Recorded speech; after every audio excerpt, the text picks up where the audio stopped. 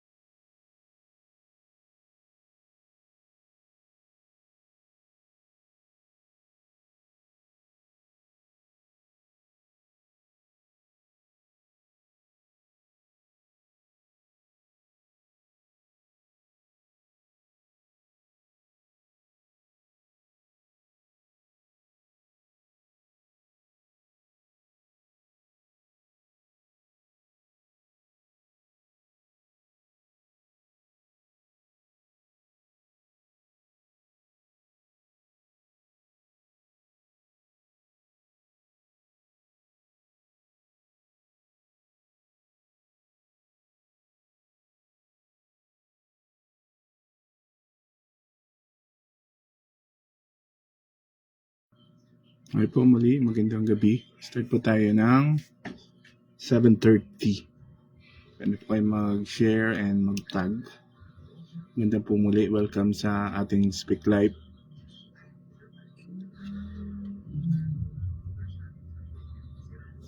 Day 84 na po tayo, no? Hello, hello. Magandang gabi sa bawat isa.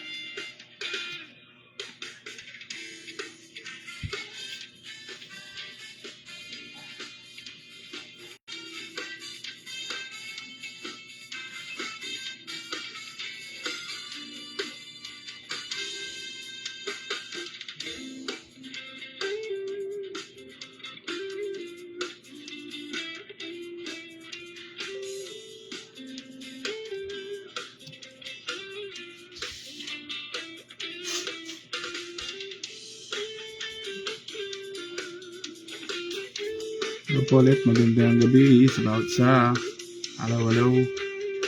Welcome po sa ating Speak Life Day 84. Start tayo ng exact 7:30, 5 minutes para mag-share and mag-tag. Magandang gabi po muli sa bawat sa hello sa inyo.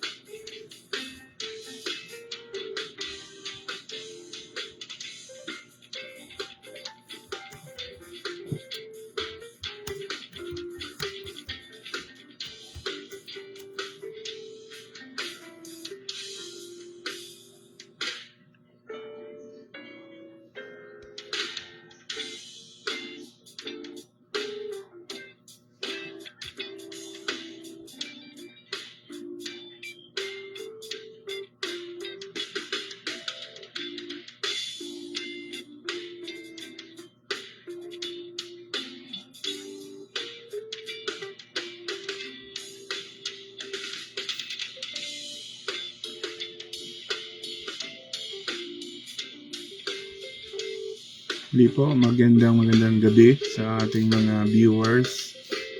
Welcome po sa ating Speak Live Day 84. Magandang gabi about sa mga nandyan. Hello sa inyo. Kamusta po?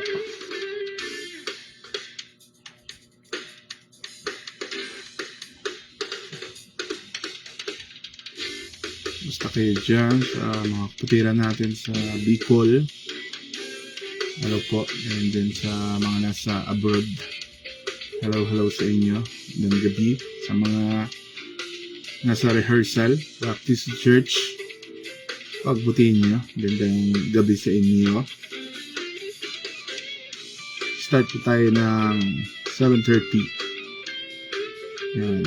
Feel free to share and tag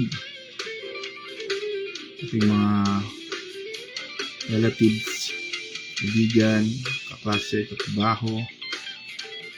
Welcome po sa ating Speak Life Day 84 on F1 Issues of Men.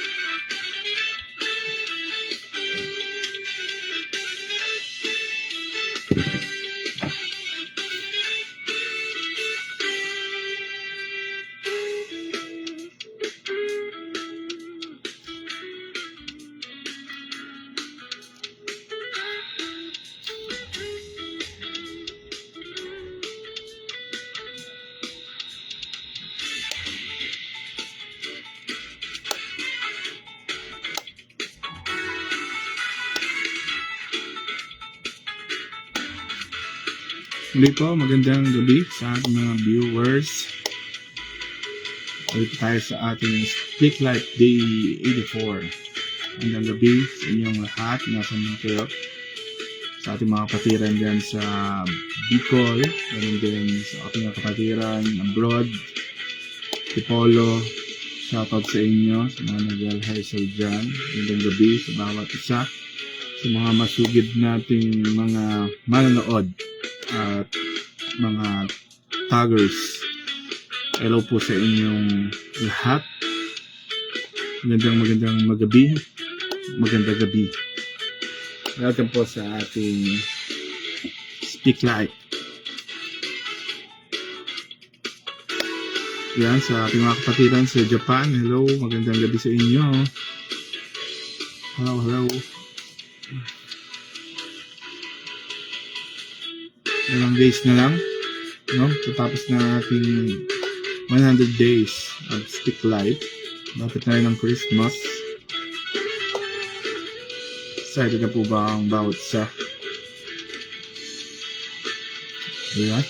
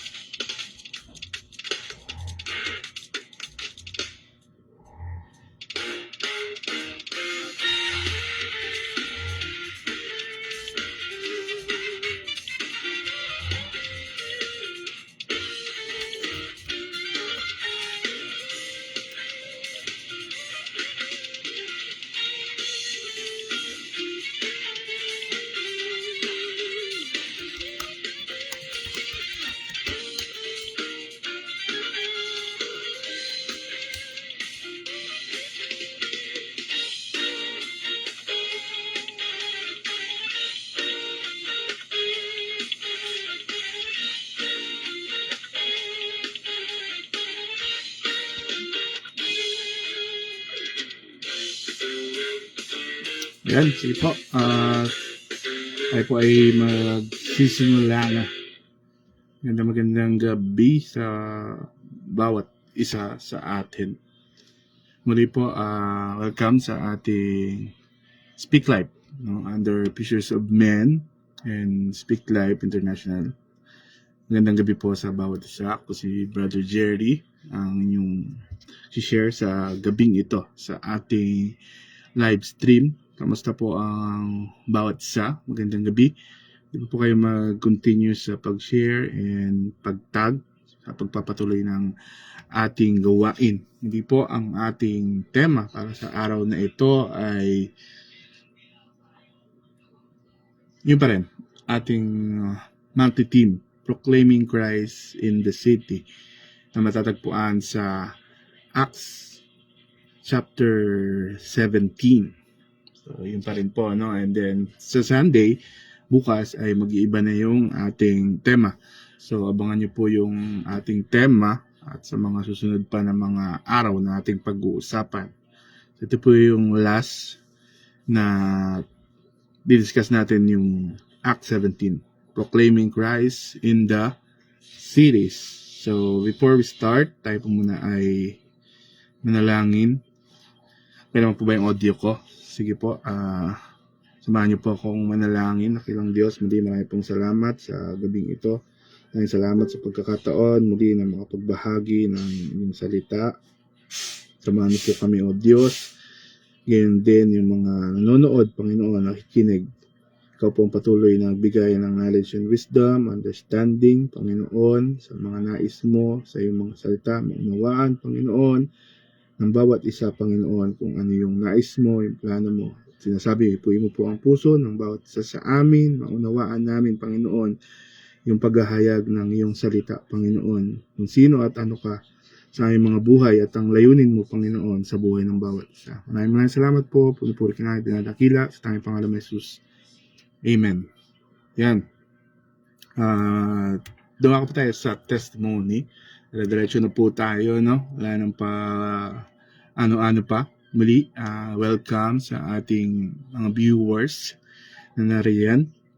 Testimony. Ayan, ako ay nagpapasalamat sa ating Panginoon sa katatapos lang din na gawain sa church, back-to-back na gawain, which is yung worship team workshop on Saturday, and ganun din sa men's and women's Thanksgiving, no, sa adults na gawain. Papasalamat sa Lord sa patuloy niyang pagkilos sa mga programa na ipinagkakaloob niya. Ganun din, higit sa lahat, syempre, yung provision niya sa bawat isa, no? At salamat sa Lord sa kagalakan, no? So, nagkaroon kami ng mga exchange gift. Yan. Nagkaroon din ng konting raffle at syempre, salo-salo. Konting salo-salo, no? Kasama yung ating mga men's and women's. Ganun din sa workshop ng worship team, no? Pag-aaral ng music. So, isama yan sa mga programa ng ating mga ministry, no? At pray ng Diyos sa patuloy niya na pagkilos sa bawat ministry na meron tayo, hawak natin, no? Especially sa church. Yun yung aking nagpapasalamat sa kabutihan ng Diyos, syempre yung pag-iingat at gabay niya sa atin. At ganoon din sa ating Speak Life.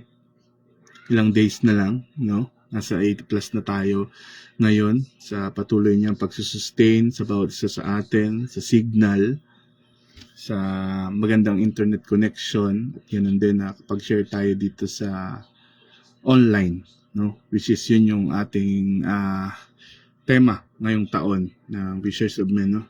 Advancing God's Kingdom, o yung ating 10 cities, no? At puri ng Diyos sa patuloy niya na katapatan sa bawat isa sa atin sa mga susunod pa na panahon. Yun po yung maikling testimony sa gabing ito. At gaya na napag-usapan nung Sunday, isang pick-up po, no? Sa mga nagrema sa akin, o sa tinuro nung Sunday. Madami po, no? Pero piliin ko na lang dito. Siya dito sa pinag-usapan, which is tinuro ng ating Pastor Aldwin, no? Yung ating naririnig natin madalas sa iglesia o sa isang mananampalataya o sa isang tao, yung salitang naiintindihan naman tayo ng Lord. Kung tayo ay nagkulang or tayo ay nagkamali, no, madalas nating sinasabi na naintindihan naman tayo ng Lord kung bakit natin nagawa yon or bakit hindi natin nagawa yung isang bagay. At ang justification natin mahabagin naman ng Diyos, mabuti ang Diyos, maunawain, no? Pero sabi nga, sana pag-aralan natin, no, ang pag-unawa ng Diyos, ang kahabagan ng Diyos ay hindi para makonsinti tayo, no? Kundi para tayo sa pamamagitan ng kahabagan ng Diyos, bagamat tayo nagkukulang at bagamat tayo ay nagkakasala, no? Kundi sabi sa Romans 2 ay para tayo ay magsisi. Kita natin yung kabutihan ng Diyos sa kabila ng ating pagkukulang, nandiyan yung patuloy niya na pag-iingat, gabay, paalala, hindi para masanay na lang tayo na okay lang pala na lumiban sa church, halimbawa, or hindi natin magawa yung pinapagawa ng Lord. Okay lang na unahin natin itong magantong bagay sa mundo. Okay lang naman pala. So, hindi po, no? Yung pag-aakala natin na okay lang at naiintindihan naman tayo ng Diyos. Pag sinabi kasi natin ganun is, pag sinabi natin naiintindihan naman tayo ng Lord, or naiintindihan naman pala yung ating nagawa, bagamat tayo ay nagkamali or nagkasala or nagkulang, parang sinasabi natin, dahil naiintindihan naman ni Lord, okay lang yung kay Lord, papatawarin naman tayo ng Lord, kahit ganun. So, kahit paulit-ulit na natin nagagawa at nagiging justification natin. Hindi po ganun, no? Hindi po konsentidor ang ating Diyos. Kaya nga po na sinabi sa Romans 2, kahabagan ng Diyos ay mag-lead sa atin to repentance, na mali ang ginawa natin, hindi natin nagawa yung nararapat, sinasabi ng ating Panginoong Diyos. At ang sinasabi sa Biblia ay hindi yun okay lang. Hindi yun naintindihan naman ng Lord, kaya okay lang. Wala pong sinasabi sa Biblia na ganun. Kahit tayo nagkulang, kahit tayo nagkasala, paulit-ulit, pinapalahanan, okay lang, maintindihan tayo ng Diyos. Hindi po ang Diyos ang nagsabi nun. Tayong mga tao ang nagja-justify ng ganun. Tayo ang nagsasabi na naiintindihan na okay lang naman yun sa Lord. Hindi po ang Diyos o hindi ang salita ng Diyos ang nagsasabi nun. At yun yung isa sa problema dito sa pinag-aaralan natin dito. Doon ko na rin po siya idediretso, no? Sa pinag-aaralan natin sa Proclaiming Christ in the Cities na matatagpuan sa Acts 17, no? Ang kanilang, ito yung si Paul ay nasa Athens at di ko na po siya i-elaborate kasi araw-araw natin dinidiscuss yung background neto, no? Pumunta si Paul sa Athens, nakita siya ng maraming rebulto, mga Diyos-Diyosan, Diyos ng ganito, Diyos ni ganto, Diyos ng pag-aani, Diyos ng katalinuhan, Diyos ng kagandahan, etc. etc. At meron doon isa pang Diyos na nakalagay ay to the unknown God, o sa hindi nakikilalang Diyos. At sinasabi rin doon sa mga verses doon na tayo yung nagbibigay ng description tungkol sa Diyos. At madalas, ang gusto natin, ang description ng Diyos na gusto ng isang tao ay yung Diyos na mangyayari ang gusto ng tao. Yun nga yung halimbawa natin na gusto natin, nakokontrol natin, tayo ang nagsasabi kung ano yung tama at tayo nagsasabi kung ano yung mali. Yung point na sinasabi natin na okay lang naman yan, naintindihan naman yan ng Diyos, hindi po ang Diyos ang nagsabi nun o ang Biblia. Tayo mismo ang nagsasabi nun. Tayo ang nagdidikta na ganito. Or sinasabi rin natin, parang sinasabi rin natin na yung sinasabi ng Lord sa Biblia, halimbawa yung pagsimba, pagsunod sa Diyos, pag-obey sa kanyang mga kautusan, pag-ibig sa kapwa. Pag sinasabi natin, nag-justify tayo. Parang sinasabi natin na mali yung sinasabi ng Diyos. Pwede nating baliin yung sinasabi ng Diyos. Pwede nating hindi gawin yung sinasabi ng Diyos. No? So parang in a sense, tayo yung nagdidikta kung ano yung tama. Tayo yung nagdidikta kung ano yung mali, kung ano yung standard ng mabuti at masama. Kahit alam natin, o sinasabi naman sa Biblia, salita ng Diyos, kung ano talaga yung mabuti at masama sa harapan ng Diyos. Ano yung kasalanan at hindi kasalanan sa harapan ng Diyos. Makikita natin yon sa salita ng Diyos or sa ating Biblia. At yun, ang pag-usapan din natin is verse 17, 23 to 25. Acts 17, 23 to 25 po ako magpo-focus. Basahin ko muna. Sabi dito, sapagkat sa paglalakad ko sa lungsod at pagmamasid sa iyong mga sinasamba, nakakita ako ng isang dambana na may nakasulat sa Diyos na hindi nakikilala. Ang Diyos na inyong sinasamba kahit hindi ninyo nakikilala ay siya kong ipahahayag sa inyo. Verse 24. Ang Diyos na gumagawa ng sanlibutan at lahat ng naririto ay ang Panginoon ng langit ng lupa at hindi naninirahan sa mga templong ginawa ng tao. Verse 25, hindi rin siya nangangailangan ng anumang tulong o paglilingkod ng tao, sapagkat siya mismo ang nagbibigay ng buhay, hininga at lahat ng bagay sa sangkatauhan. So sinasabi doon, nakita habang nilalakad si Paul, nakita nga siya ng maraming bulto, maraming Diyos-Diyosan sa lugar na ito. Ito yung sinasabi natin at na-discuss na rin sa mga ibang na man-made God.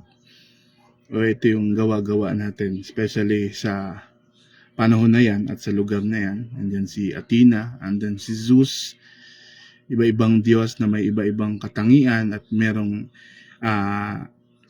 espesyalidad. Halimbawa si Athena sa knowledge and beauty, si Zeus, Poseidon, etc. etc. So, iba-ibang Diyos, iba-ibang katangian at iba-iba sila ng hawak no? Pero ang pinapakilala dito ni Paul is yung nag-iisang Diyos, na hindi parte-parte yung kapangyarihan o hindi parte-parte yung kanyang ginagawa. Hindi lang siya Diyos ng araw, hindi lang siya Diyos ng tubig, hindi lang siya Diyos ng ganito, hindi lang siya Diyos ng ganito, kundi siya ang Diyos na may lalang ng langit at lupa, ng lahat ng bagay, lahat ng meron dito sa mundo. So, dalawang bagay. Sa una, yung man-made God, o sinasabi nga dun sa verse na ito ay city full of idols or God. Small letter G po, no? Hindi capital G na God. So pinag-usapan dito, ang pag sinabi nating idols or gods, nakikita rin natin na ito ay idolatry. No? At ilang beses na rin napag-usapan yan sa loob ng Biblia tungkol sa idolatry. Pag sinabi nating kakaroon ng Diyos-Diyosan o idolatry, ito yung anumang bagay na kumukuha ng lugar ng Diyos sa ating buhay o sa ating puso. No? Mas inuunan natin, anumang sinasamba natin, pinaglilingkuran natin, liban sa tunay na Diyos. At maraming mga bagay yon, at isa nga dyan, ang halimbawa nga nila ay yung mga Diyos-Diyosan or may mga templo at may mga rebulto ng mga Diyos-Diyosan. No? Especially sa Athens, madami yan. Again, sabi dyan, idolatry is anything that takes God's place in your heart or in our life. Hindi lamang po bagay, kundi marami pang iba. Hindi ko po ng example. Pero dito muna tayo dyan sa tinutukoy nila dyan. Sabi din sa verse 29, kung makikita ninyo, na yan daw ay inanyuan. Ito daw ang Diyos daw na totoo ay hindi tulad ng ginawa nila na inanyuan sa pamamagitan ng gold or silver or sa bato. No? Na mayroong anyo ng tao o kawangis ng tao na nagmula sa idea o kaisipan din ng isang tao. Puntahan po natin yung Psalms 115 verse 4. Meron po kayong nakasulatan. Sabi po dito, tungkol din dito sa inanyuan na mga rebulto sa mga templo at sa kanilang mga Diyos-Diyosan. Sabi dito, ginawa sa ginto at pilak ang kanilang mga Diyos. Sa kanila ay mga kamay nitong tao ang nag-ayos. Ang tao ang gumawa. Itong Diyos-Diyosan na ito. Totoo nga at may bibig. Ngunit hindi makapagsasalita. At hindi rin makakita. Mga matang pinasadya. Merong mata, merong bibig na inanyuan. Ngunit hindi nakapagsalita. Hindi rin naman nakakakita. Verse 6, di rin naman makakarinig ang kanilang mga taenga. Ni hindi rin makaamoy ang kanilang ilong nila. So yung Diyos na sinasamba nila ay inanyuan nila yung mga rebulto sa loob ng mga templo. Bagamat inanyuan nila na may mata, may ilong, may bibig, may tenga, hindi naman nagpa-function. Sa 7, totoo nga na may mga kamay, ngunit walang pakiramdam. Mga paay mayroon din, ngunit hindi maihakbang. Ni wala kang maririnig kahit munting tinig man lang. Ang gumawa sa kanila at pati ang nagtiwala, lahat sila ay katulad ng gayong Diyos na ginawa. Small letter D. Sabihin, Diyos-Diyosan. No? Merong mata, merong ilong, may bibig, may kamay, merong lalamunan, pero hindi naman nakakapagsalita. Hindi nagpa-function. Walang kabuluhan. No? O huwad, o gawa-gawa lamang ng isang tao. Pero sinasabi diyan sa pagkaaral natin sa baba, hindi daw ganun ng Diyos. Ang tunay na Diyos, no? Capital D or God, capital G. Sinasabi natin, nag-iisang Diyos, ang ating Panginoong Jesucristo. Ano pang sinasabi diyan tungkol sa mga idols and God, no? Marami pang verses na nagsasabi diyan tungkol sa inanyuan or mga Diyos-Diyosan. Punta rin po tayo sa Colossians 3, chapter 5. Isang idolatry or idols is yung greed o yung kagustuhan ng higit pa, pagkagahaman. Sinasabi ko nga po, hindi lang siya sa mga bagay na material. No? Anumang bagay na hinihigit natin o pinapalit natin sa pwesto ng Diyos sa panahon at oras na dapat ay sa Diyos, sa puso ng tao, na ang purpose natin ay purihin, sambahin ang lumikha sa atin, pinapalit natin doon ay idols or ating Diyos-Diyosan or idolatry. Ang pagkagahaman o pagkasakim, greed is idolatry din po. Nakita rin po natin sa Matthew 6:24. You cannot serve God and money. Part din po ng idols natin, Diyos-Diyosan. Mas inuuna natin, nibigyan natin ng panahon, atensyon, ng higit pa sa Diyos ay pera. Sikat din po yung verse na yan, no? Trabaho, which is yun yung nagpo-provide para kumita tayo. Mas inuuna natin siya, pinagpa-prioritihan natin siya, Monday, Tuesday, Wednesday, day off. Minsan kahit nga wala tayo sa ay trabaho yung inuuna natin. Wala pong masama magtrabaho, no? Pero alam po natin kung ano yung ating priority. Una, siyempre, ang Diyos na nagbigay rin naman sa atin ng lakas para makapagtrabaho. No? Nagbigay sa atin ng buhay, ng hininga, ng panibagong araw para tayo ay makapagtrabaho. So, isa rin po yan. At madalas yan ay isang talagang struggle ng isang tao. Walang isang kahit mananampalataya, no? Pagdating sa hanap buhay or sa pera. At marami pa pong iba liban sa mga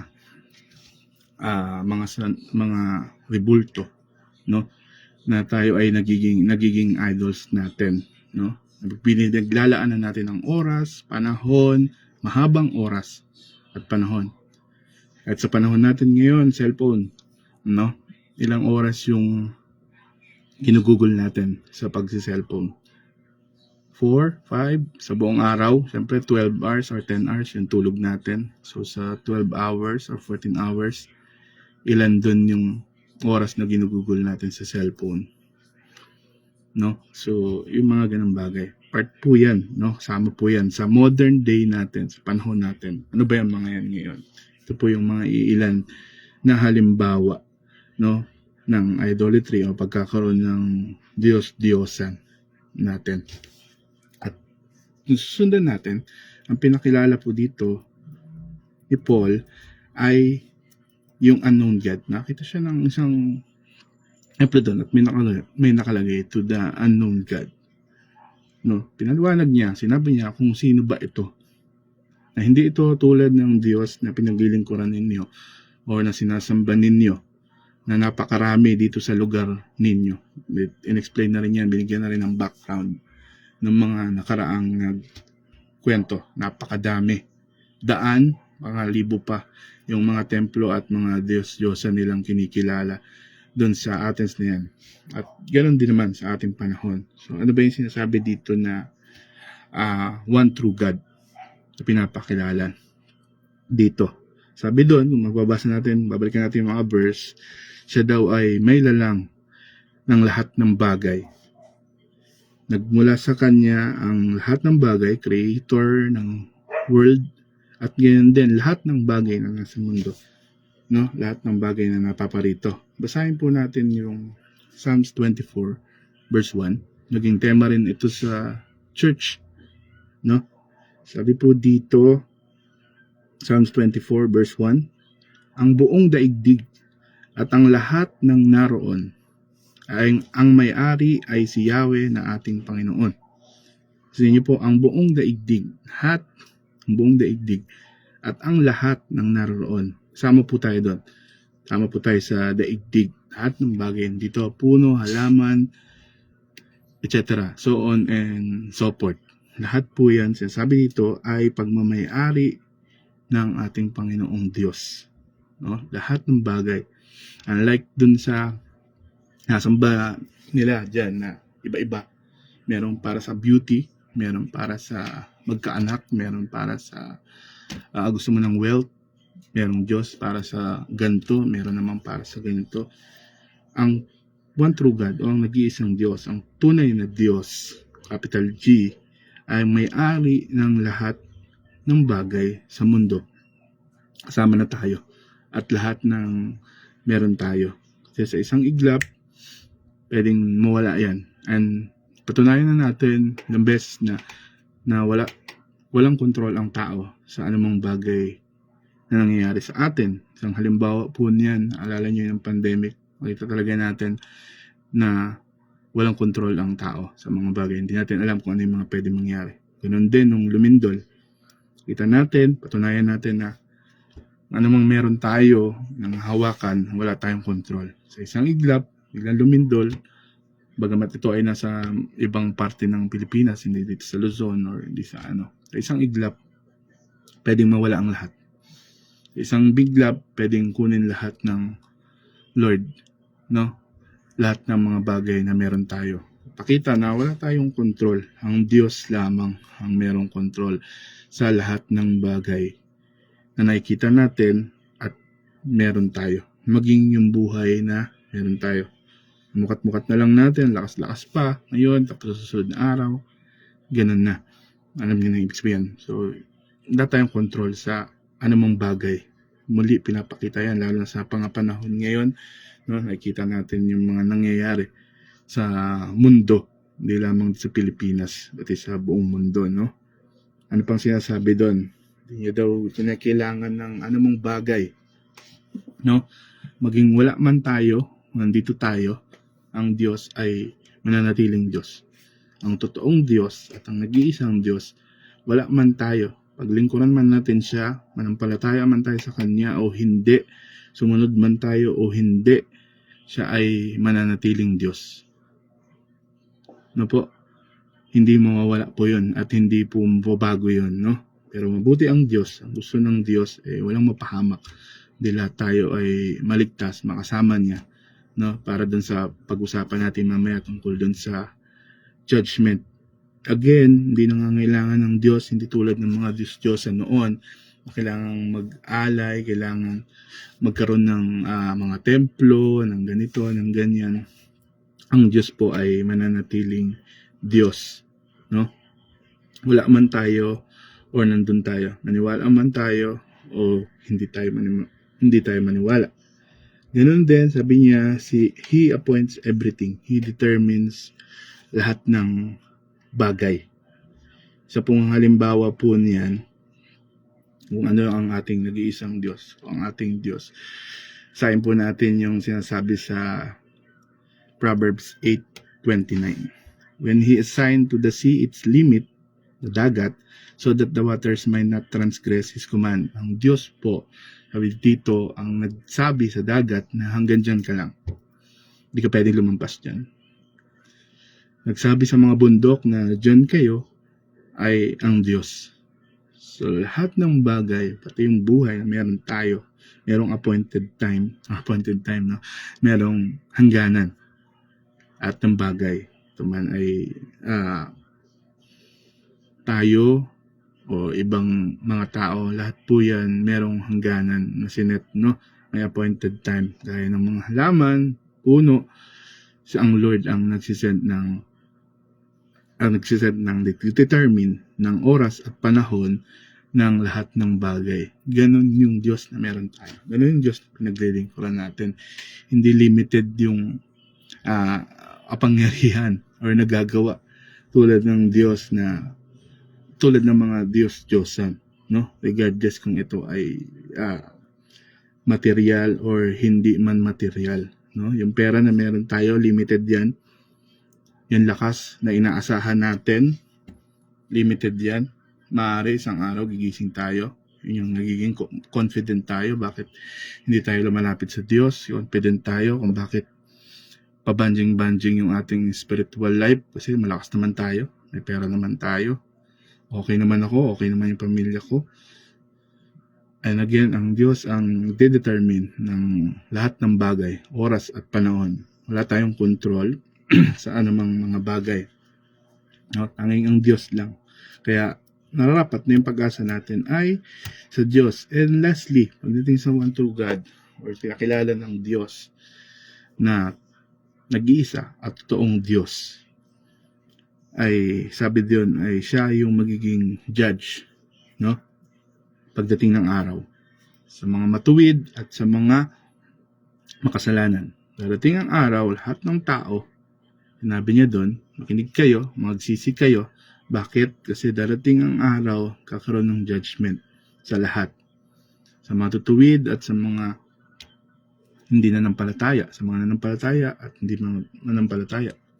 At sikat nga dyan yung mga tupa at kambing. No? Darating yung panahon na yan na tayong lahat ay haharap sa ating Panginoong Diyos. Dating ng judgment. Kamusta ba? Ano ba yung naging buhay? Nanampalataya ba tayo? Sumunod ba tayo? Tayo ba ay nanampalataya sa nag-iisang Diyos? O tayo ay sumunod, naniwala, nanampalataya sa Diyos na kinikilala natin sa mundo o sa mga Diyos-Diyosan or idols? Yun yung pinagugulan ng panahon at oras at yun yung naging purpose ng ating buhay. No? Tayo ay nagkaroon ng hininga, nagtrabaho, gumawa ng ganito, etc. etc. Pero paglilingkod sa Diyos, bumibigay ng papuri, pasalamat sa Diyos, ay nakaligtaan natin, naging abala tayo sa mga bagay sa mundo. So lahat tayo, darating ang araw, haharap sa ating Panginoong Diyos. Maniwala tayo, manampalataya tayo o hindi, yan ay inevitable, sabi nga nila, no? Hindi natin matatakasan. Darating ang araw na yan. Judgment sa lahat. Kaya maging handa tayo kasi may hangganan. It's either natapos yung buhay natin, then naharap tayo ng judgment sa Lord, or darating yung maling pagbabalik ng ating Panginoong Diyos, haharap tayo sa Diyos para sa judgment. Either of the two, haharap tayo sa Lord. No? Pagsusulit natin yung ating mga ginawa. At isang example po niyan ay makikita natin sa Matthew 7. No? Ano ba yung pag sinabi nating kilala natin ang Diyos? Kasi wala naman pong magsasabi na hindi niya kilala ang Diyos. Kahit sinong tanongin natin dyan, lumabas tayo sa bahay natin, kilala mo ba ang Diyos? Oo naman. Kilala mo ba si Jesucristo? Oo naman. Yes, siyempre. Kahit sino naman. So, parang sa kanila, sa binasa natin, no? Naglagay sila ng unknown God. No? Siya ay Diyos, oo. Pero hindi namin siya nakikilala. Pero naglagay tayo ng templo dyan, naglagay tayo ng para siya ay sambahin, para siya ay kilalanin na siya ay Diyos. Pero kung meron ba tayong relasyon sa Diyos, ano yung nagagawa niya, sino siya, ano yung ginawa niya, hindi natin nalalaman, hindi natin nakikilala. Pero meron tayong idea na merong Diyos na yan. Nandyan yan. Kaya naglagay sila nung sulat doon na to the unknown God. Meron yan. Nandyan yan. May idea na yan. So, puntahan natin Matthew 7:21. Tayo ba ay talagang nakakilala sa Diyos o tayo ay katulad nitong mga pinag-uusapan natin na lumalapit at dumudulog sa unknown God o sa Diyos na hindi nakikilala. Nalangin tayo sa gabi, lumalapit tayo sa Kanya, nalangin, bagamat hindi natin nakikilala kung sino at ano siya at ano yung karakter niya, ano ba yung nagagawa niya, ano ba yung gusto niya, ano ba yung ayaw niya, ano ba yung mabuti at masama sa Diyos na sinasabi natin na ating Panginoong Diyos. Siya ba rin ba ay unknown sa atin? Tayo ba ay, kasan ba tayo dito? Nandun sa sumasamba sa Diyos-Diyosan, gaya ng pinaliwanag natin, o nandito rin sa sumasamba sa unknown God, either of the two, hindi siya okay. No?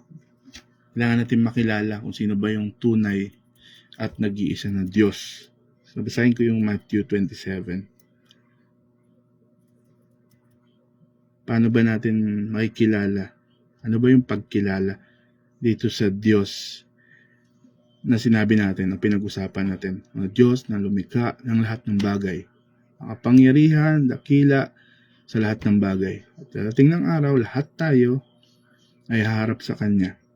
Magsasabi na tayo ay ligtas o may kaligtasan kasama niya o merong kapahamakan na naghihintay sa atin pagdating ng araw. Sabi sa Matthew 27 verse 21-23. Yeah. Verse 21, hindi lahat ng tumatawag sa aking Panginoon, Panginoon ay papasok sa kaharian ng langit, kundi ang mga taong sumusunod sa kalooban ng aking Ama na nasa langit. 22, sa araw ng paghuhukom, marami ang magsasabi sa akin, Panginoon, hindi po ba sa iyong pangalan ay nangaral kami, nagpalayas ng mga demonyo at gumawa ng mga himala? Verse 23, ngunit sasabihin ko sa kanila, sabi ng Diyos, hindi ko kayo kilala. Lumayo kayo sa akin, kayo'y mga gumagawa ng kasamaan. So, anong sinasabi dito sa verse na ito? So, merong idea ng Jesus Christ or merong idea na kilala natin ang Diyos. Balitaan natin, meron tayong knowledge na ganito yung nagagawa niyan, ganito daw yan, ganito, sabi ni ganito. May mga information tayo nalalaman na sa Diyos. Alam natin yung pangalan niya, gaya nung sa verse 21. Matawag sila ng Panginoon. At sabi doon, hindi lahat ng tumatawag sa Kanya. At kahit alam nila, oy, kilala ko yan. Alam ko yung pangalan niyan. Panginoon, siya ang Panginoon. Hindi lahat na nagsasabi ng Panginoon, sa Diyos, ay papasok sa kaharian ng langit. Paano yun? Kundi ang mga taong sumusunod lamang sa kalooban ng ating Panginoong Diyos. So, meron palang sinasabi na bagamat kilala natin siya, alam natin, may idea tayo na merong Diyos, na siya ay Diyos, ay hindi talaga natin siya kilala. No? Mababaw yung pagkakilala natin. Or sa madaling salita, parang, alam mo yan, kilala ko siya, parang kapitbahay namin yan. Pero wala tayong malalim na ugnayan sa kanya, gaya ng sinasabi dito. Hindi naman talaga sila sumusunod, hindi naman talaga nila alam kung ano yung kalooban ng Diyos. Tinatawag mo kong Panginoon, pero hindi mo naman sinusunod yung kalooban ko, yung gusto ko, hindi mo naman sinusunod. Yung sinasabi dyan makakapasok lang sa langit, tumatawag sa akin ng Panginoon, at sumusunod sa kalooban ko, sa nais ko, sa sinasabi ko, sa sinasabi kong mabuti at ito ang mabuti at ito ang masama. Huwag mong gawin yan, ito ang gawin mo. Yun ang sinasabi dito. So, pwede tayong, bagamat tayo ay nagsasabing kilala natin ang Diyos, pwede tayong tulad nila na sumasamba sa unknown God. Alam natin na Diyos siya, alam na natin na Panginoon siya, ngunit hindi naman talaga tayo may relasyon sa Kanya. Wala naman talaga tayong personal encounter. Ang meron lang tayo, mga information na ganito daw, knowledge na ganito daw, pero yung personal relationship, which is involved pagtitiwala, involved obedience sa Diyos na yan, intimacy, relasyon, malalim na relasyon, kung sino siya, ano yung gusto niya, ano yung ayaw niya, yun yung sinabing malalim na pagkakilala. Hindi yung kakilala lang, parang kapitbahay, o kaya sama sa opisina, nakakilala mo siya, oo, alam mo yun, may idea ka tungkol sa kanya, pero hindi mo siya talaga lubusang kilala. At sinasabi dito, ang kilala dapat ay lubusang pagkakilala. Kasi yung sinasabi lang natin na, uy, Panginoon, ganito, ganyan, etc. Pero hindi naman natin siya kilala. Para lang siya sinasabi natin sa Matthew 7. Nagsasabing Panginoon, ngunit hindi naman alam kung ano yung kalooban ng kanyang Panginoon. Bilang Panginoon, ibig sinasabi natin, bilang siya yung Diyos natin, Master natin, ibig sabihin, siya yung masusunod sa buhay natin. Siya yung Diyos, siya yung Panginoon. Siya yung masusunod, hindi tayo. Kasi kung tayo yung masusunod, tayo yung Panginoon. Siya yung servant. No? Yung point na sinabi natin na siya ay ating Panginoon. Tinawag natin siyang Panginoon. No? O Lord. Siya yung masusunod sa ating mga buhay. Sa ating mga buhay. Sa anong mga ating ginagawa. No? Pero kung tayo pa rin yung nasusunod, siya yung sinasabi niya, hindi sumusunod sa kalooban ng kanyang Panginoon. Ano sabi niya? Sa 23, I never knew you. No? Hindi ko kayo nakikilala. Hindi ako sinusunod Hindi ko kayo nakikilala. Bagamat alam nyo na ako ay Panginoon. Bagamat alam nyo na merong Diyos. Bagamat alam nyo na merong Jesucristo na nagbigay ng kanyang buhay para tubusin yung ating mga kasalanan. Bagamat alam ninyo, hindi kayo sumunod. Hindi kayo nanampalataya. Maraming nagsasabi sa ating kilala nila ang Diyos. Pero yung sumunod sa Diyos, iilan lamang. Nakakita nga po ako niyan sa Facebook. Yung may dalawang pila. Yung nagsasabi na may placard na they know God. Dami tao. Sa kabilang side naman, they obey God. Iilan lang. So ano pong ibig sabihin? Marami nagsasabi na kilala ko ang Diyos. Kilala ko ang Panginoong si Kristo. Ganito yung ginawa niya, ganito siya, nalay niya, siya namatay. Pag mahal na araw, nakikita ko yan, napapanood ko yan. Sa Superbook, napapanood ko yan. Pero, sabi dyan, hindi sumusunod sa kalooban ng Diyos. Hindi sumusunod sa kanilang Panginoon. Sa madaling salita, sila pa rin yung Panginoon ng kanilang buhay, hindi ang Panginoong Diyos. Yung point na ikaw pa rin yung nasusunod, ikaw pa rin yung nangunguna, hindi ikaw yung servant, ikaw yung Panginoon. No po? So yun yung sinasabi dito. At darating ang araw, sa pag-aakala natin, pag-aakala ng tao, na kilala nila ang Diyos, okay na yun, sapat na yun. Pwede ko nang gawin lahat ng gusto ko. Minsan sa buhay ko, na-encounter ko ang Diyos, pabautismo ako, sisimba naman ako, ma-attend naman ako, okay na yun. Tingin ko naman, ligtas ako. Tingin ko naman, nakakilala ako sa Diyos. Again, sabi doon sa Matthew 7:21-23, no? Tumawag sila ng Panginoon, Panginoon. Ngunit ang sagot sa kanila, hindi ko kayo nakikilala, lumayas kayo sa aking harapan. Sa panahon na ng judgment to, sabi po doon, no? Dating ng judgment, balikan po natin saglit. Matthew 7:21-23.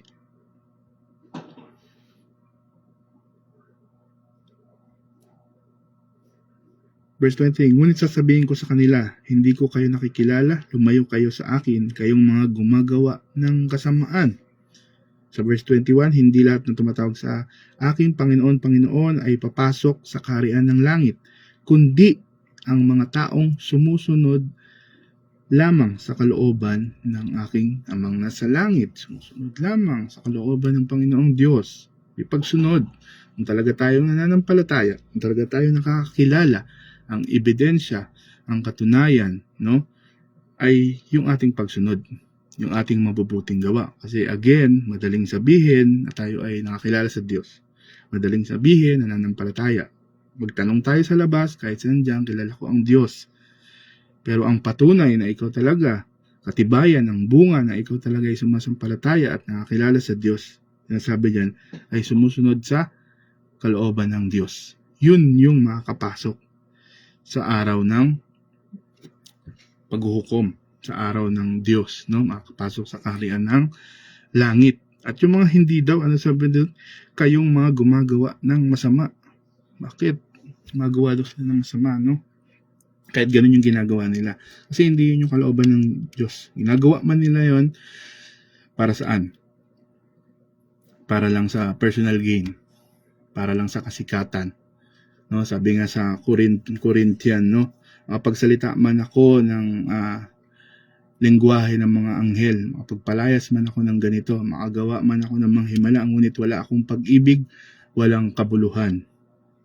Kailangan natin gawin ito, mga bagay na ito, pinapagawa ng may pag-ibig, malasakit sa kapwa, hindi para sa sarili, hindi para mataas yung ating mga sarili, hindi para tayo ay sumikat. Like, pansinin niyo po sa mga politiko, no? O pag sa kampanya, sinasabi nila na, uy, para to sa inyo, no? Ginagawa itong pagtulong, etc. para sa taong bayan. Pero lalabas din yung totoo pagdating na sila ay naluklok na. Hindi ko sinasabing lahat, pero based sa ano natin, Pilipinas, no? Binabawi din nila, no? Yung nilabas nilang pera, nilabas nilang tulong, mababawi din nila. Lalabas din yung totoong kulay na personal gain lang talaga. Yung paggawa nila ng mabuti, pagpapakita nila ng mabuti sa mga tao, hindi siya genuine. Hindi siya dahil sa pag-ibig, hindi siya dahil sa malasakit, kundi para sa sarili. Personal gain, kumita ng pera, maging sikat, tumaas yung pwesto sa gobyerno, etc. Yun po yung sinasabi dito na kailangan magawa natin to nang naayon sa sinasabi ng Lord. And ang obedience, balikan po natin, pag sinabi natin pagsunod, hindi lang po basta makasunod. Hindi lang basta makasunod sa pinag-uutos ng Diyos. Kundi makasunod din kung paano yung paraan ng sinasabi ng Diyos. Makasunod sa kalooban ng Diyos, makasunod sa kaparaanan ng Diyos, makasunod sa oras na sinasabi ng Diyos. Yan po yung sinasabi niyan sa pagsunod sa kalooban ng Diyos. Hindi yung gagawin mo ang isang bagay pero diskarte mo. Ito yung sinabi sa'yo pero diskarte mo na. Bahala na ako dito kung anong gagawin ko. Gawin ko tong shortcut, gawin ko to ng kung ano mang diskarte, bahala na ako. Hindi po ganun. No, merong tamang kaparaanan na sinasabi rin ng Diyos sa pagsunod natin. So, ang tunay na pagkakilala sa Diyos, no, para tayo ay hindi, makita natin na hindi tayo sumasamba sa unknown God. Hindi tayo tulad nito. Sa nag-aaralan natin, pinag-usapan natin na they worship yung unknown God. Kilala natin ang Diyos. Dapat kilala natin yung Diyos na ating sinasamba. Sinasabi diyan, knowing Jesus Christ, kung sino at ano siya, magkaroon na ng personal relationship sa Kanya. Ano ba yung ginawa niya para sa atin? Yun nga, pinag-usapan natin kanina, binigay niya ang Kanyang buhay sa atin. Tayo dapat yung nandun sa kapahamakan, matayan, ang kabayaran ng kasalanan ay kamatayan, ngunit dahil sa biyaya at habag ng Diyos, pag-ibig niya sa atin, no? Siya yung namatay para sa atin, no? Tinubos niya tayo doon sa kapahamakan, tinubos niya tayo para tayo ay magkaroon ng buhay na walang hanggan kasama niya. So yun yung buting balita, no? Yun yung tunay na relasyon sa Diyos. Yun yung tunay na pagkakilala sa Diyos. At dahil nga doon, bunga nun, resulta nun, tayo ay napatawad sa ating pagkakasala, tayo ay nakakilala sa Diyos at nanampalataya, merong obedience, no? Again, bunga lang po yun ng pananampalataya, ang obedience. Hindi po tayo naligtas dahil sa pagsunod o yung obedience, no? Tayo po ay sumusunod dahil tayo ay nanampalataya. Bunga ng ating pananampalataya at pagkakilala sa Diyos ay pagsunod o paggawa ng mabuti. Sabi nga po sa James, no, ang pananampalatayang walang gawa ay patay, no? Kailangan, siyempre, yung talagang nanampalataya, tunay na pananampalataya or living faith or saving faith na tinatawag natin, ay nagbubunga ng mabuting gawa. At yung wala naman bunga, no, sa bibig lamang na sinasabi, panaysabi lang, nagsasabi lang na Christian, nagsasabi lang na kilala ko ang Diyos, pero wala namang bunga. Sabi po, tinatawag po ito na patay na pananampalataya, at ito ay hindi makapagliligtas, no? So yun po yung tungkol sa pananampalataya, ang totoong pagkakilala sa Diyos. At sa panahon natin ngayon ay ito ay open na po sa bawat isa, no? Anong ginawa ng Diyos? Kaya nga po ipinoproclaim yung Kingdom of God o yung mabuting balita na makilala nyo. Malaman natin na yung pinaglilingkuran natin, sinasamba pa natin, pinagpipray natin is para tayong nagpipray pala sa unknown God.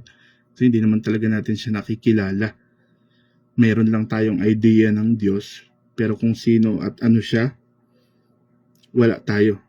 At kung ganun lang yung pananampalataya na meron tayo sa salita, pero walang pagsunod, no? Walang bunga. Sabi diyan sa Matthew 7, darating ang judgment. Tayo ay harap sa Diyos. Sasabihin ng Diyos na hindi natin na siya nakikilala. Pero kung tayo ay makakilala ng lubusan, gaya na nangyari dito sa Athens. Nung sinabi ni Paul kung sino tong Diyos at nag-iisang Diyos, na may lalang ng langit at lupa at lahat ng bagay sa mundo. Naglagay siya ng oras at panahon ng judgment para sa lahat, yung mga mananampalataya sa Kanya, magkakaroon ng buhay na walang hanggan, at sa mga hindi naman, merong kapahamakan. Sa mga mananampalataya at mga susunod, no?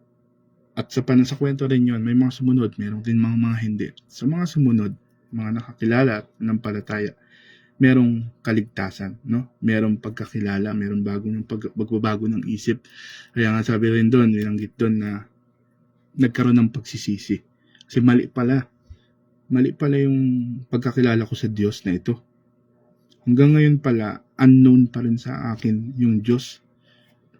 May idea lang ako, oo, sinasabi ko lang na nananampalataya ako, pero hindi ko pala siya nakikilala. At pag sinabi pala nating pagkakilala sa Diyos, is merong dapat tayong relasyon sa ating Panginoong Diyos.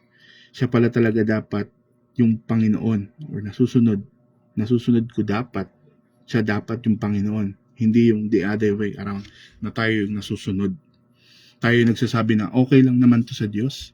Tayo yung nagsasabi na may intindihan naman tayo ng Diyos.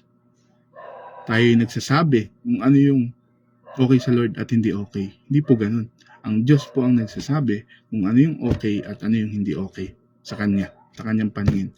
Ang Diyos po ang magsasabi ng standard kung ano yung tama at mali, ano yung kasalanan at hindi kasalanan. Tayo yung susunod. No, hindi po the other way around.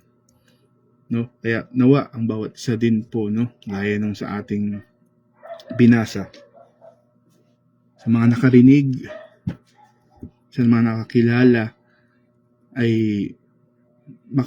magkaroon ng pananampalataya at pagkakilala sa Diyos, no? Alin ba tayo dito? Ay ba yung nasa unang part na merong man-made God, idols, o tayo yung merong Diyos pero unknown, hindi naman natin kilala, o tayo yung nakapakinig at nakakilala kung sino talaga ang Diyos, nagkaroon ng malinaw na pagkakilala sino at ano ang Diyos at ano yung ginawa niya para sa akin, para sa atin, no? Alin ba tayo doon? At kung pupuntahan natin yun, again, lahat naman po tayo, verse 31, merong time ng judgment, tayo lahat ay haharap. Merong hangganan ng lahat ng bagay. At wala tayong control sa lahat ng bagay. Hindi natin alam kung anong mangyayari bukas. Bagamat meron tayong ano man yung ating pinanghahawakan na meron tayo. Kung bakit tayo ay nakakapagpatuloy. Ito ba yung ating lakas? Ito ba yung ating savings? Ito ba yung ating magandang trabaho, sasakyan, kotse? Wala tayong control sa mga bagay na iyan, no? Darating ang araw, tayong lahat ay haharap sa Diyos. Sa muli niyang pagbabalik o kung matapos man na ang ating buhay, siya rin naman ang nagtatakda kung hanggang kailan lang yung ating buhay. Gaya ng pagtatakda niya sa dagat na hanggang yan lamang siya at sa bundok na dyan ka lamang. Siya na Diyos na makapangyarihan, Diyos ng langit ang lupa ang nagtatakda lahat ng mga bagay. No? Saan ba tayo? Regardless kung tayo nanampalataya o hindi nanampalataya, maniwala o hindi nanampalataya, tayong lahat ay haharap po dyan. Pupunta natin, sabi sa Romans 6:23. No? Sabi dito, Romans 6:23, sapagkat kamatayan ang kabayaran ng kasalanan. Pero ang inoffer ng Lord, binigay ng Lord sa atin, ano po? Ngunit ang walang bayad na kaloob ng Diyos, freely given sa atin ng Diyos, walang bayad, no? Unlike ng sahod, bahay, kung ano man yung meron tayo ngayon, no? Ito ay freely given, walang bayad na kaloob ng Diyos na may lalang ng langit at lupa. Ano daw po yun? Ay buhay na walang hanggan sa pamamagitan ni Kristo Jesus ng ating Panginoon. Ang kabayaran ng kasalanan ay kamatayan. Yes. Kung di tayo mananampalataya, ba't nakarinig tayo ng salita ng Diyos? Tayo ay sumasamba at nananampalataya pa rin sa hindi totoong Diyos na magawa lamang ng tao, merong mata, merong bibig, ngunit di naman nakakapagsalita o anumang bagay na nagawa nating Diyos-Diyosan. Ano bang bagay na pinagpapalit natin sa Diyos? Anumang ito, no? Ang kabayaran po niyan, ang kabayaran ng kasalanan ay kamatayan. No? Yan po ay sinasabi sa Biblia, yan po ay katotohanan, hindi po ako nagsabi, ngunit ang salita ng Diyos. Pagdating ng araw, lahat tayo ay haharap. At sa mga patuloy na nagkakasala, hindi na nampalataya sa Diyos, tunay na nampalataya, nakakilala, tunay na nakakilala sa Diyos, merong kapahamakan na naghihintay. Ngunit, sa mga mananampalataya sa Diyos, Ngunit ang walang bayad na kaloob ng Diyos ay buhay na walang hanggan sa pamamagitan ni Kristo Jesus na ating Diyos at tagapagligtas. So, yun lamang po ang nais kong ibahagi sa bawat isa sa inyo. Maraming pong salamat sa bawat isa. Meron po kayong mga katanungan, paglilinaw. Gusto nyo pa pong makarinig patungkol sa ating Panginoong Diyos, kung sino ba siya at ano ba siya, bakit ba may ganto, may ganyan. Pwede po kayo mag-message sa ating official page, yan, sa Speak Life. Pwede rin po sa Fishers of Men na page. Pwede rin po kayong dumalo sa ating Sunday service, yan sa Fishers of Men, sa may pinagmisahan, Antipolo, or sa ating mga kapatiran affiliates, ating mga kapatiran dyan sa Bicol or sa mga nasa ibang bansa man, no? Pwede po mag-message, comment, mag-question, and we invite bawat isa na meron tayong Sunday service 8:45 nagsisimula siya sa Fishers of Men, Pinagmisahan Street, Antipolo. Yan, ay pong salamat sa bawat isa. Nawa po ang bawat isa ay may napulot na aral at mas lalong lumalim yung pagkakilala natin kung sino ba at ano ba yung Diyos na ating pinaglilingkuran o yung Diyos na ilikha ng lahat ng bagay. Magandang gabi po sa bawat isa, sa lahat po sa nanood. Bago po tayo dumako sa ating shout out, no, sa lahat ng nanatili hanggang sa huli at nakinig. Tayo po muna ay panandali ang manalangin. Dakilang Diyos, maraming salamat po sa iyong mga salita. Dalangin po namin na ito ay nagbukas ng puso ng bawat isa, Panginoon, upang saya sa atin yung katatayuan ng aming relasyon sa iyo, ng aming pananampalataya sa iyo. Kami ba talaga ay sumamba sa iisa at totoong Diyos? Talaga bang nakikilala ka ng bawat isa sa amin? Or nandun pa kami, Panginoon, sa kami ay marami pang katanungan, paglilinaw, Panginoon, sa amin. Kilang Diyos, ikaw pong patuloy na magpaunawa sa bawat isa sa amin, ng nais mo, ng plano mo, at ikaw patuloy na kumilos, Panginoon, sa pamamagitan ng gawain na ito. May bahagi pa yung mabuting balita, yung kaligtasan na daladala mo sa pamamagitan mo, O Diyos. Ay maraming salamat po muli sa bawat isa na nandito. Bless mo, Lord, ang bawat isa, nakinig, nag-share, nakibahagi, hindi lamang physically, financially, higit sa lahat, spiritually, Panginoon. Maraming salamat po muli, purihin ka't nakalain ka sa tayong pangalan mo, Jesus. Amen. Yan, muli, magandang gabi po sa bawat isa sa ating. Yan. Dumako po tayo sa ating shoutouts. Yan. Before po yan, magandang gabi po sa bawat isa muli sa mga nandyan. Check ko ang ating mga comment section para sa shoutout. Unahin ko na. Oh, yung dami pala. Ang dami na ito. Yan. Siyempre, unang-una sa FOM family. Ating mga pastor, Bicol, sa Antipolo, sa amang sulok. No? Sa lahat ng mga sumubaybay, sa lahat ng mga nandyan. Shoutout sa inyo. At message kayo sa mga magpapa-shout out, message kayo dyan sa ating chatbox pa to. Yan, para makita ko talaga kung sino yung nandyan sa pinakailalim. Shout out Brother Chris from Bicol, Tapel. Magandang gabi sa iyo. Sister Heidi Pagtulan from nakakalimutan ko lagi yung lugar. From abroad. Yan. Magandang gabi po sa inyo dyan. Yan tayo. Maraming salamat sa patuloy na pagsubaybay. Sister Leia Floron, magandang gabi sa iyo. Kamusta kayo dyan sa Crusher? Congratulations. Praise God sa patapos na paggawa ng church natin dyan sa Dulong Crusher. Ganun din. Sino pa? Denny Rose. Hello. What's up? Magandang gabi dyan. Saan ka? Naga. From Bicol. Sino pa?